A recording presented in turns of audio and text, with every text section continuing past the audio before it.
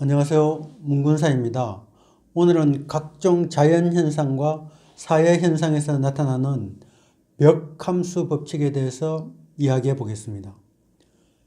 1987년 3명의 물리학자들이 실험실에 모여서 모래알을 떨어뜨리는 실험을 했습니다. 모래알을 하나씩 계속 떨어뜨리면 모래로 된 언덕이 생겨납니다.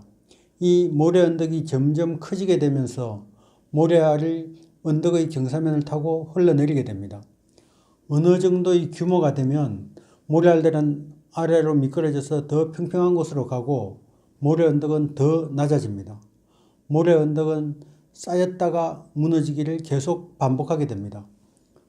이렇게 모래 언덕이 쌓였다 무너진 데는 일정한 규칙이 있을까라는 것을 알아보는 실험이었습니다.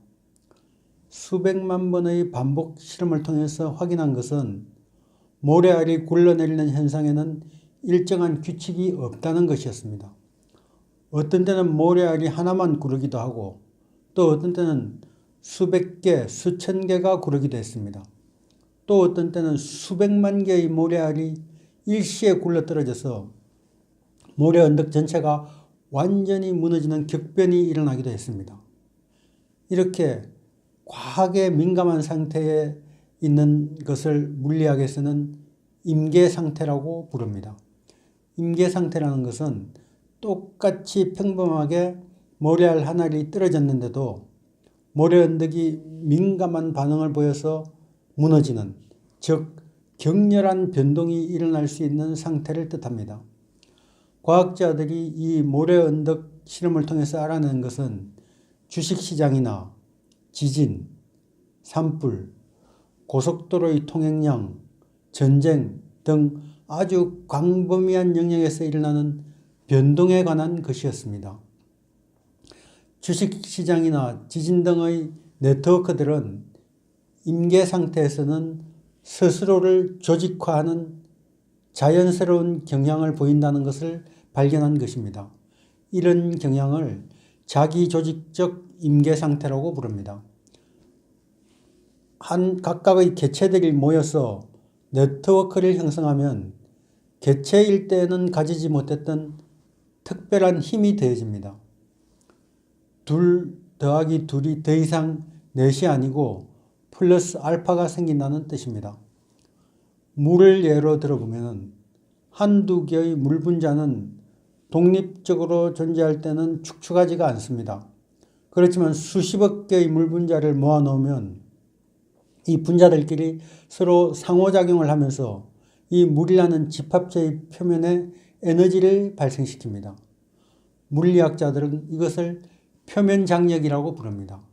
이 표면장력 때문에 우리는 물이 축축하다고 느끼는 것입니다. 이렇게 네트워크 내에서 무작위로 일어나는 사건들에서도 일정한 형태의 패턴을 발견할 수 있습니다. 예를 들어서 산불의 경우는 특정한 규모의 산불을 일로 보았을 때 그 절반 규모의 산불은 4배 정도, 그보다 절반 규모의 산불은 16배 정도로 자주 일어납니다. 이것을 멱함수 법칙이라고 부릅니다. 산불의 경우의 인계수치는 4인셈입니다. 이 멱함수 법칙이 우리에게 알려주는 것은 어떤 커다란 사건과 그것과는 달리 조그만 사건, 이 두 개의 사건의 발생 원인이 다르지 않다는 것입니다. 다시 말해서 멱함수 법칙이 나온다는 것은 큰 사건과 작은 사건이 모래알 한 알이 떨어지는 것처럼 똑같은 원인에 의해서 일어난다는 것입니다.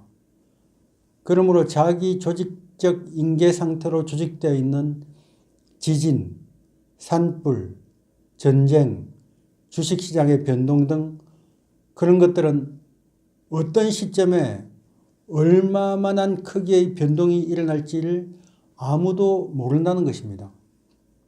지진이나 자본시장의 아주 끔찍한 파탄, 혁명이나 또는 파국적인 전쟁 등의 사태는 모두가 이 멱함수 법칙에 의해서 작동합니다.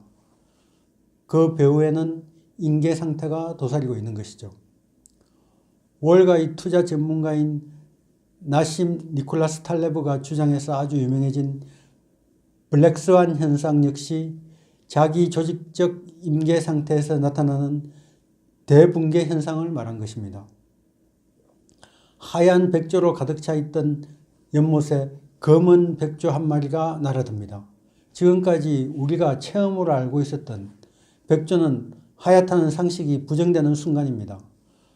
과거의 경험으로 알고 있던 예측값의 크기를 벗어나는 극단값이 출현하는 것입니다.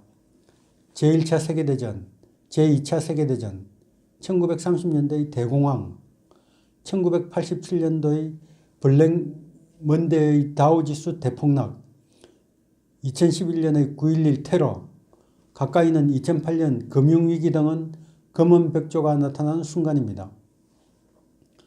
이렇게 멱함수 법칙에 따른 검은 백조의 출현은 예측할 방법이 없습니다. 예측할 수 없다는 것은 우리가 통제할 수 없다는 말의 또 다른 표현입니다. 현대 과학이 지진의 시기와 규모를 예측하지 못하는 것은 지진이 이 멱함수 법칙을 따르는 지표면 네트워크에서 발생하는 변화이기 때문입니다. 경제도 마찬가지입니다. 이 경제 네트워크를 이자율이나 다른 인위적인 시장 조작을 통해서 안정시키거나 어떤 변동을 제거할 수 있는 방법은 사실상 없습니다. 만약 산에 나무가 없다면 불이 나지 않겠죠. 마찬가지로 주식시장이 없다면 주식 대폭락도 없을 것은 당연한 이치입니다. 하지만 산에 나무가 있는 한 산불을 피할 수 없는 것처럼 주식시장이 존재하는 한 대붕괴는 피할 수 없습니다.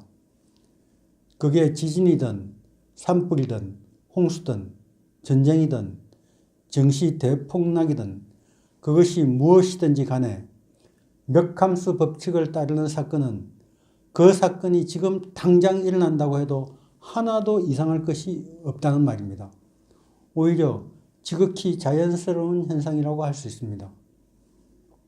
이 멱함수 법칙에 대해서 좀 더 알고 싶으신 분은 미국의 저명한 이론 물리학자인 마크 부캐년이 이 복잡계 현상에 대해서 쓴 세상은 생각보다 단순하다 라는 책을 읽어보시기를 권해드립니다. 오늘은 우리가 살고 있는 세상을 지배하고 있는 멱함수 법칙에 대해서 이야기해 보았습니다. 감사합니다. 다음 시간에 뵙겠습니다.